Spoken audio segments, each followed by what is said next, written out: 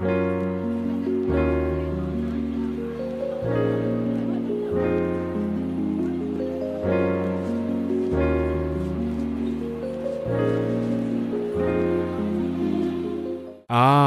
Ferrari. A name that drips with passion, speed, and more red paint than your local hardware store.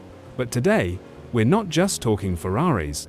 We're talking about the two GTOs that shaped legends, the Ferrari 250 GTO from the early 1960s and the Ferrari 288 GTO from the mid-80s. Two cars, same three magical letters, but built for totally different reasons. So buckle up, because this is going to be a ride through time, speed, and pure Italian madness. Let's start with the Ferrari 250 GTO. This isn't just a car. This is the holy grail of Ferraris. If Enzo Ferrari had a crown jewel, this was it. Built between 1962 and 1964, only 36 examples ever saw the light of day.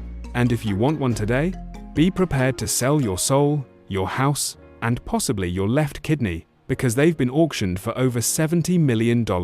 Yes, $70 million. That's enough to buy a private island, or, a car with no air conditioning. But what made it so special?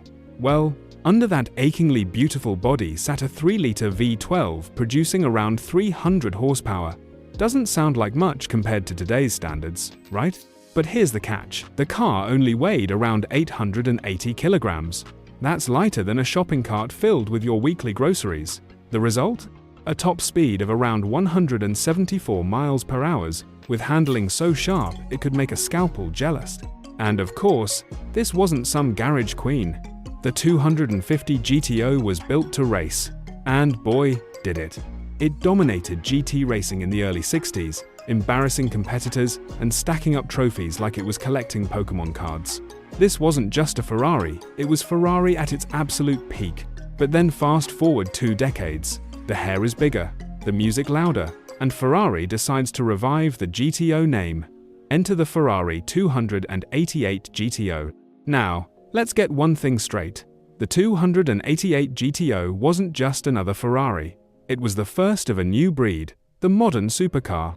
Built in 1984, it was intended to homologate Ferrari into the legendary Group B racing series. The one with cars so powerful and dangerous they eventually had to ban it. Sadly, the 288 never raced there, but what Ferrari built was still absolutely insane.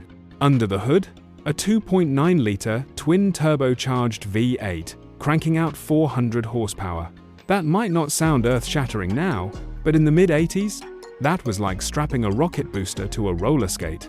The 288 GTO could hit 0-60 inches 4.8 seconds and reach a top speed of 189 miles per hour, faster than the legendary Lamborghini Countach, faster than almost anything on the road.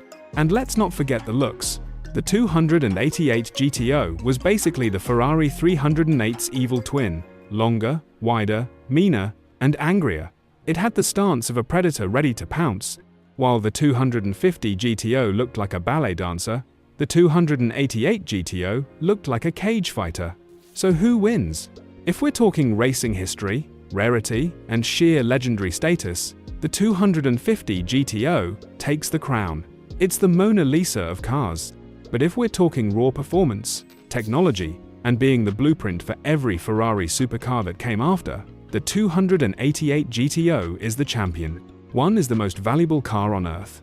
The other is the car that lit the fuse for Ferrari's modern supercar dynasty. So the real question is, would you rather own the world's most expensive piece of automotive jewelry, or the car that fathered Ferrari's wildest children? Honestly, the only right answer is both.